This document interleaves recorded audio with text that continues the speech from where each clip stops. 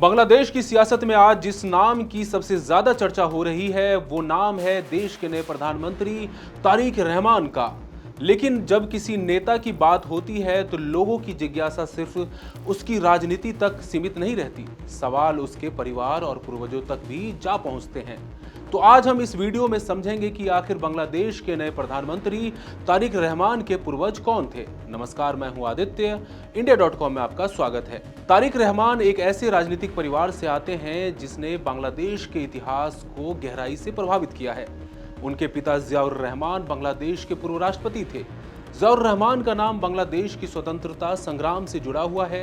1971 के मुक्ति युद्ध के दौरान उन्होंने पाकिस्तानी सेना के खिलाफ विद्रोह का ऐलान किया था और बाद में देश की राजनीति में एक मजबूत राष्ट्रवादी चेहरा बनकर उभरे थे। 1971 में उन्होंने बांग्लादेश नेशनलिस्ट पार्टी यानी बीएनपी की स्थापना की, जो आज देश की प्रमुख पार्टियों में शामिल है। तारिक रहमान की मां खालिदा जिया भी बांग्लादेश की 2 बार प्रधानमंत्री रह चुकी हैं। 1981 में जियाउर रहमान की हत्या के बाद खालिदा जिया ने राजनीति की कमान संभाली और बीएनपी को राष्ट्रीय स्तर पर मजबूत किया। इस तरह तारिक रहमान का पालन पोषण एक ऐसे परिवार में हुआ जहां राजनीति, सत्ता और संघर्ष रोजमर्रा की जिंदगी का हिस्सा थे। जहां तक उनके और पुराने पूर्वजों की बात है, तारिक रहमान का परिवार मूल रूप से बांग्लादेश के बोगुरा क्षेत्र से जुड़ा माना जाता है। उनका परिवार पारंपरिक मुस्लिम मध्यवर्गीय पृष्ठभूमि से था।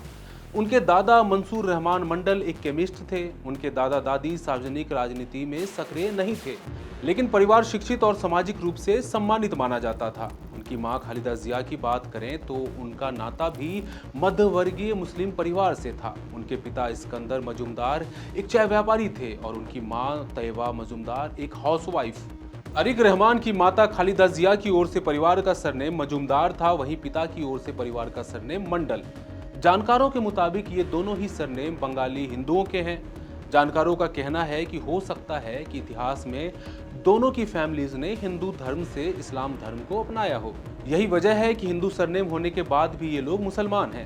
अब तारिक रहमान की सियासी पहचान की बात करें तो वो सिर्फ एक राजनेता तक ही नहीं है, बल्कि एक राजनीतिक विरासत के उत्तराधिकारी के रूप में भी है।